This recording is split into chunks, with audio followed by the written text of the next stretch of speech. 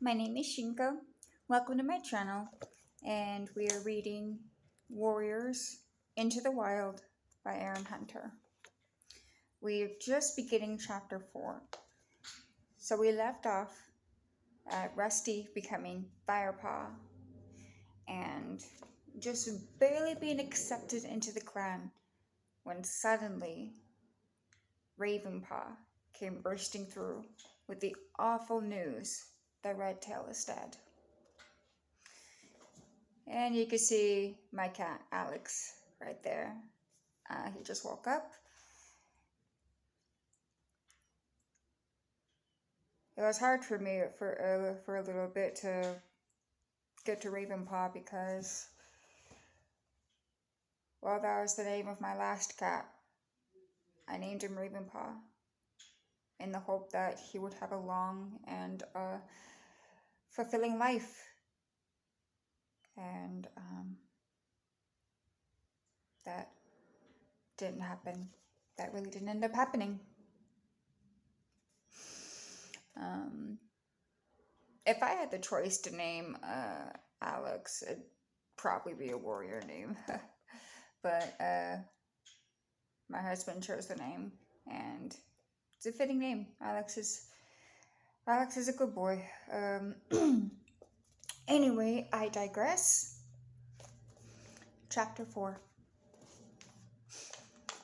Shocked yowls rose from the clan cats and echoed through the forest. Ravenpaw staggered slightly. His right foreleg glistened, wet with blood that flowed from the deep gash on his shoulder. We met 5 River Clan warriors beside the stream, not far from Sunning Rocks, he went on shakily. Oakheart was among them. Oakheart? Greypaw gasped beside Firepaw. He is the deputy of River Clan. He's one of the greatest warriors in the forest. Lucky Ravenpaw. Wish it could have been me. I'd have really... Greypaw was silenced by a fierce glance from the old Grey Tom who had first sensed Ravenpaw's return. Firepaw turned his attention back to Ravenpaw.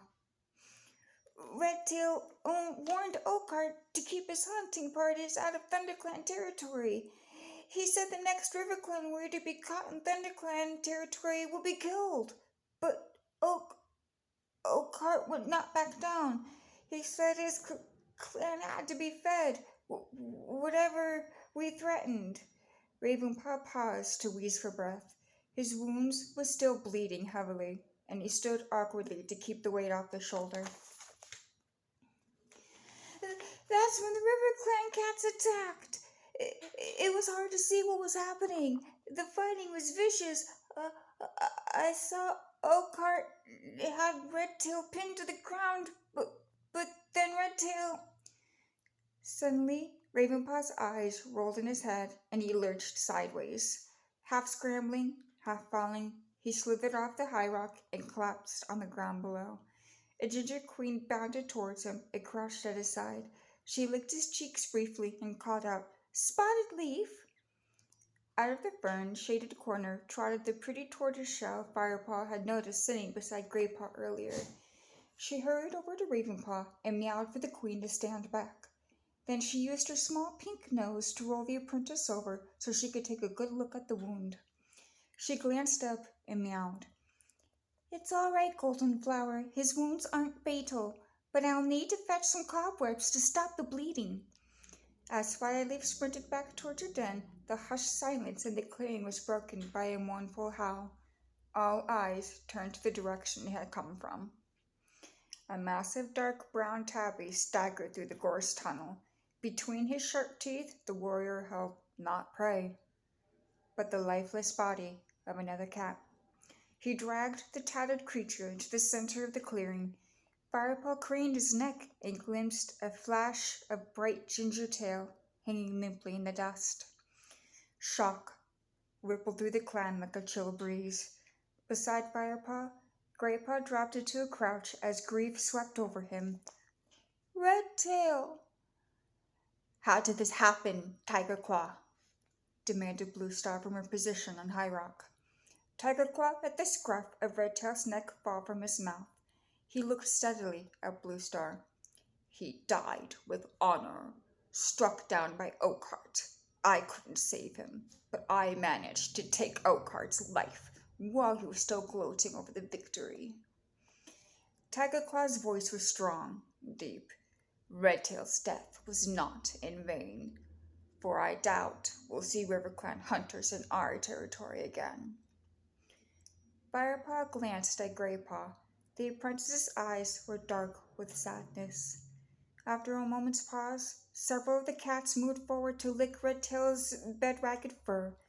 As they groomed, he purred hushed phrases to the dead warrior. Firepaw whispered into Greypaw's ear, "What are they doing?" Greypaw didn't take his eyes off the dead cat as he replied, "His spirit may have left to join StarClan, but the clan will share tongues with Redtail one last time." "StarClan?" Firepaw echoed. "It's the tribe of heavenly warriors that watches over all clan cats. You can see them in Silverpelt." Firepaw looked confused, so Greypaw explained.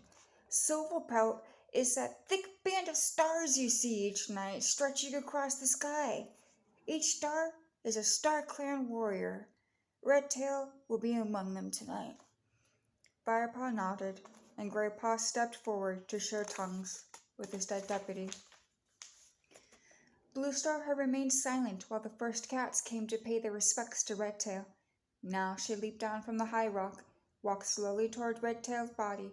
The other cats retreated and watched as their leader crouched down to share tongues with her old comrade one last time. When she finished, she raised her head and spoke. Her voice was low, thick with grief. The clan listened in silence.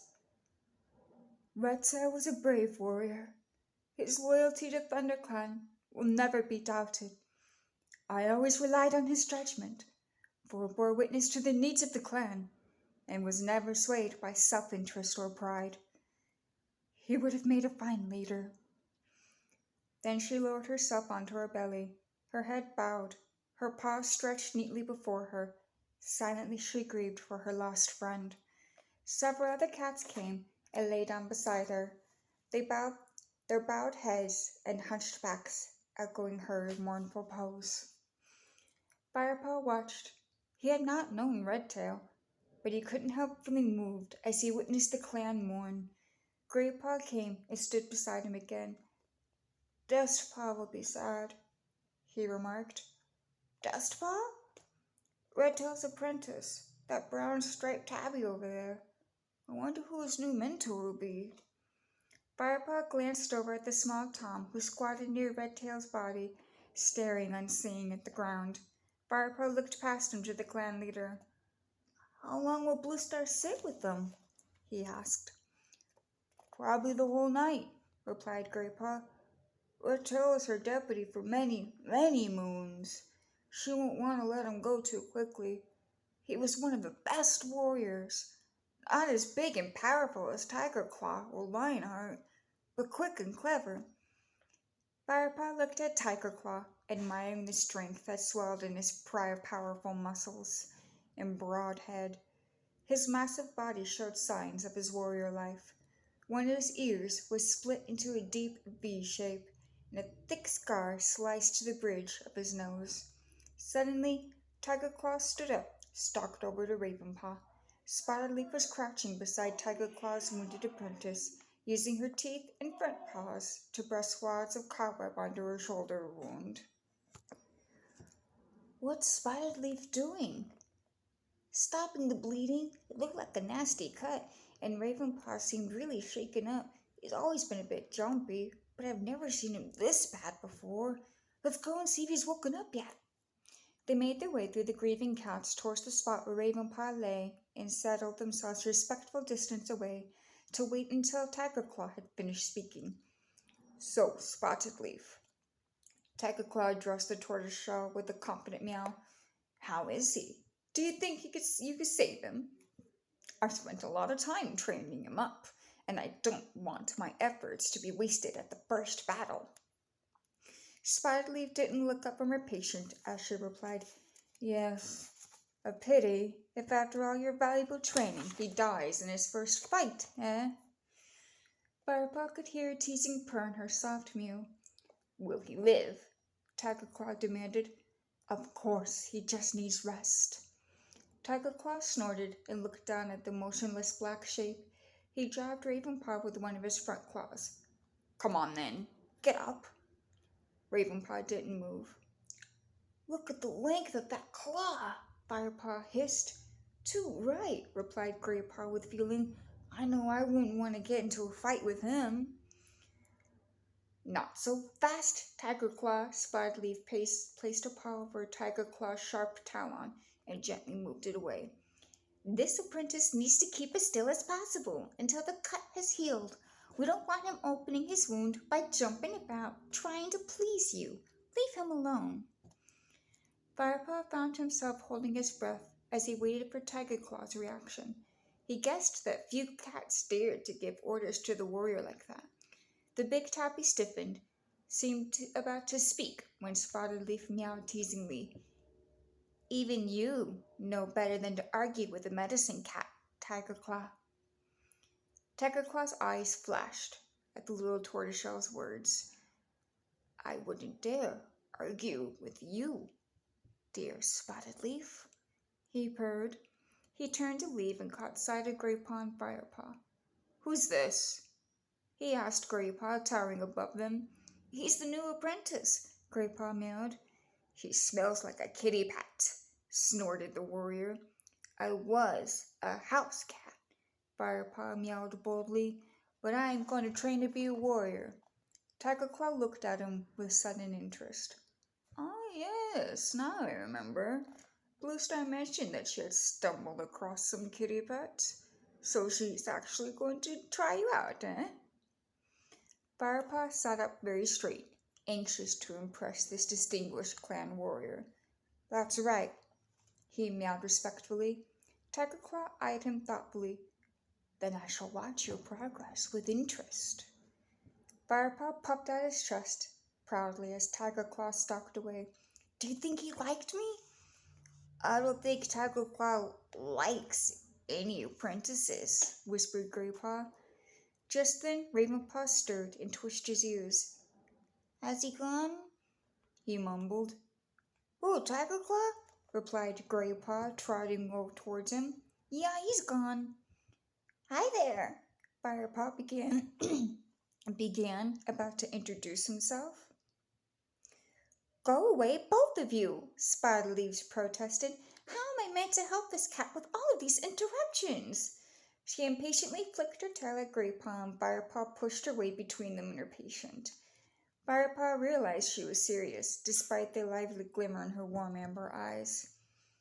Come on then, Firepaw, meowed Greypaw. I'll show you around. See you later, Ravenpaw. The two cats left Spotted Leaf with Ravenpaw and walked across the clearing. Greypaw looked thoughtful. He was clearly taking his duties as a guide very seriously. You know the high walk already, he began, flicking his tail towards the big, smooth rock. Bluestar always addresses the clan from there. Her den is down there. He lifted his nose towards a hollow in the side of High Rock. Her den was carved out many moons ago by an ancient stream. Hanging lichen draped the entrance, sheltering the leader's nest from wind and rain. The warriors sleep over here, Greypaw went on. Firepaw followed him to a large bush a few paces away from the high rock. There was a clear view from here right down to the gorse entrance into the camp. The branches of the bush hung low, but Firepaw could see a sheltered space inside where the warriors made their nests. The senior warriors sleep nearest the center, where it's warmest, explained Greypaw. They usually share their fresh kill together over by that clump of nettles. The younger warriors eat nearby. Sometimes they are invited to join the senior warriors for eating, which is a big honor. What about the other clan cats? Firepaw asked, fascinated but feeling rather overwhelmed by all the traditions and these rituals of clan life. Well, the queens share warrior quarters when they work as warriors, but when they're expecting kids or nursing them, they stay in a nest near the nursery. The elders have their own place on the other side of the clearing. Come on, I'll show you. Firepaw trotted after Graypaw across the clearing and past the shadowy corner where Spotted Leaf had her den. They stopped beside a fallen tree that sheltered a patch of lush grass. Crouched among the soft greenery were four elderly cats tucking into a plump young rabbit. Dustpaw and Sandpaw would have brought them that, whispered Graypaw. One of the apprentice's duties is catching fresh kill for the elders. Hello, youngster, one of the elders greeted Graypaw. Hello, Small Ear, meowed Graypaw, nodding respectfully. This must be your new apprentice, Firepaw, isn't it? Meowed a second Tom. His patchy fur was dark brown, and there was only a stump where his tail should have been. That's right, Firepaw replied, copying Graypaw's polite nod. I'm Halftail, purred the brown Tom. Welcome to the clan. Have you two eaten? Meowed Small Ear. Firepaw and Graypaw both shook their heads. Well, there's enough here. Dustpaw and Sandpaw are turning into fine hunters. Would you mind if these young ones shared a mouse, One Eye? The pale gray queen who lay beside him shook her head. Firepaw noticed one of her eyes was clouded and sightless. What about you, Dappletail? The other elder, a tortoiseshell she-cat with a gray muzzle, meowed in a voice cracking with age. Of course not. Thank you, meowed Graypaw eagerly. He stepped forward and took a large mouse from the pile of prey, then dropped it at Furpaw's feet. You still haven't tasted mouse, have you? He asked, excited. No, Firepaw admitted. He suddenly felt excited by the warm smells that were rising from this fresh piece of kill. His whole body quivered at the thought of sharing his first meal of food as a clan member. In that case, you have the first bite. Just save me some. Graypaw dipped his head and stood back to give Firepaw room. Firepaw crouched down, took a large bite from the mouse. It's juicy, tender, sang with the flavors of the forest. What do you think? Asked Graypaw.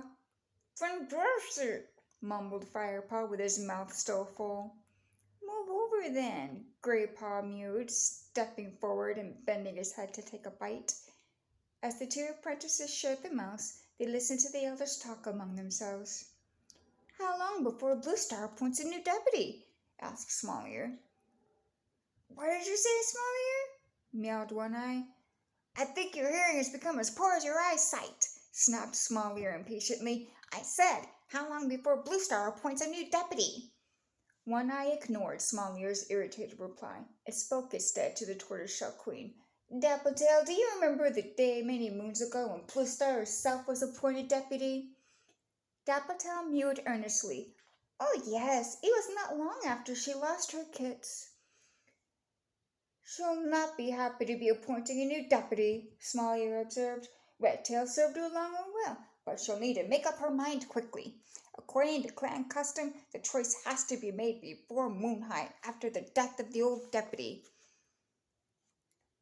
At least this time the choice is obvious, meowed Halftail.